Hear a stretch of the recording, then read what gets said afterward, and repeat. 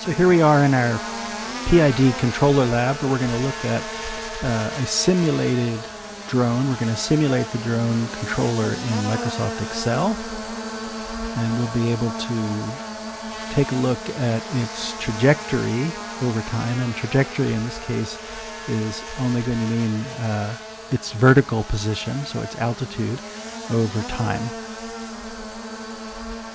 The way we'll see that is we'll basically draw a chart which has on its vertical dimension the altitude and on its horizontal dimension time.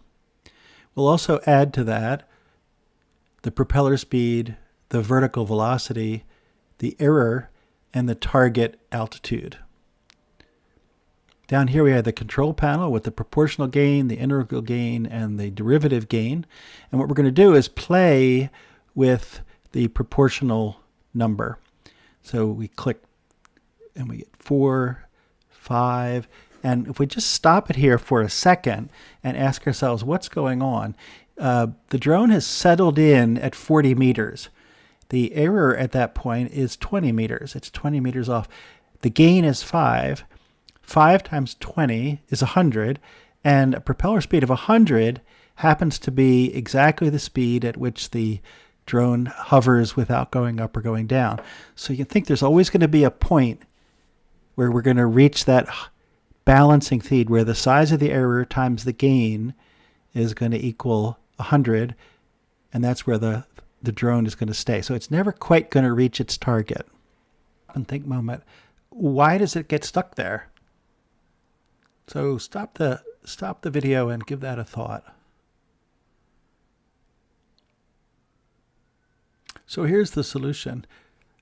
Once we reach the hovering point, we're neither going up nor down. And if that hovering point had produced an error, which was the error that produces the speed of the propeller that causes the hovering, then the error is not going to change.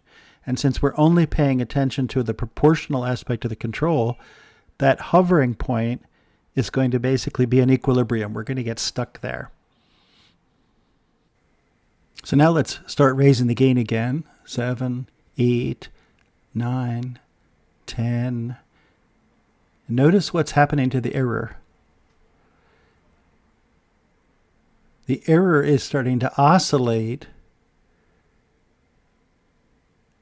and the propeller speed as well. So why would that be happening?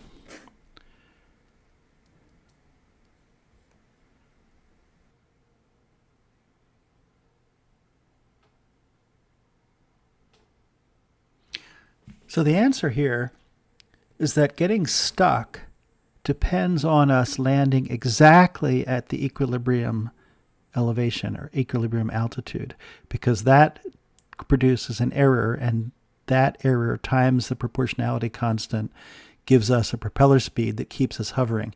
But if we miss it by even a little at a very high gain, we're going to overshoot, and then the error will go negative. That's going to cause us to quickly drop down, and we'll undershoot. And hopefully that will settle down into a new equilibrium, but it takes a while. So let's turn the P gain down, and then we'll play with the integral gain.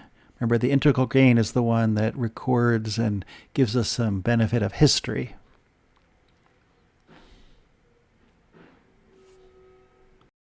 What happens here is we put some integral gain in there.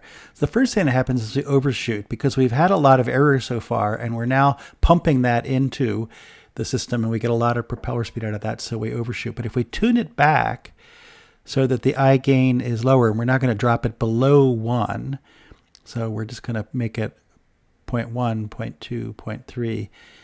And here what we have is we're missing the overshoot that we saw before, because the fact that we have had some error along the way, we're pumping that back in just enough so that we can smoothly approach the target. Now let's see what happens when we pay attention to too much history.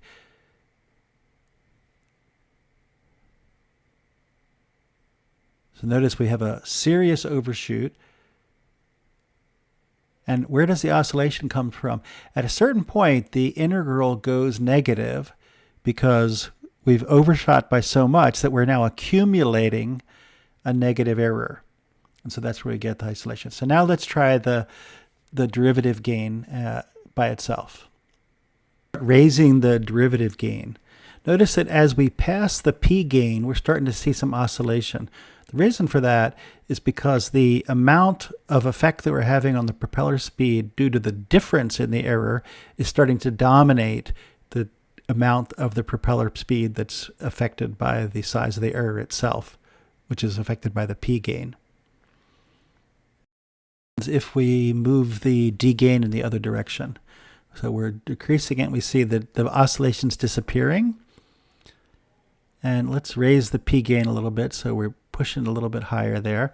And then let's allow the d gain to go up again. And notice that we don't start to see the oscillation again until we get near the d gain, or the p gain. But notice we see something odd this time, which is that the oscillation explodes rather than decreasing. Behavior. Notice at about 5 seconds, we have this slight increase in propeller speed, which is going to change the way the error is coming in. And what we're seeing here is the error, how far we are from the target altitude, and the change in the error from second to second are fighting each other. And so on the one hand, if the error is large, then we see the propeller speed up and we go upward. But then the big change is affected because the error has just gone down. So the change in the error is negative. And so all of a sudden the derivative is pushing us in the opposite direction. And because its coefficient is 8 or 9, it's going to have a bigger effect. And so it's kind of exploding over time. And because it's reacting to the difference in the error, with the error going up and down, this is going to have its opposite effect. So sometimes it's going to be pushing the prop faster, and sometimes it's going to be pushing it lower in the reverse direction from what the previous movement just was. Finally, let's take a look at what happens when we reduce the derivative gain. So we make the derivative gain negative. So we're seeing oscillation again.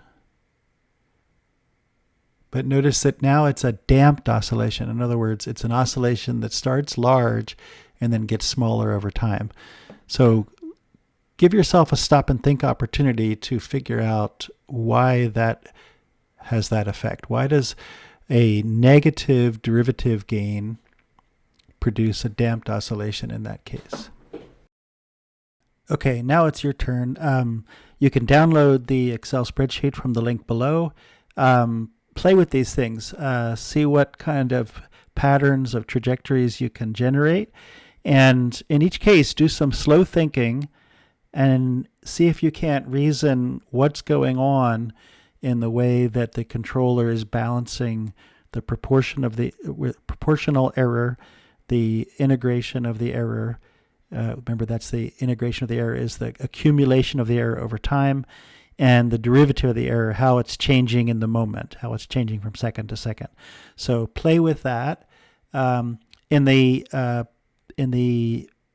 essay question, describe 1 or 2 experiments you did and how you interpreted them. And if you want to include some pictures of your charts and stuff, that would be great, but not necessary.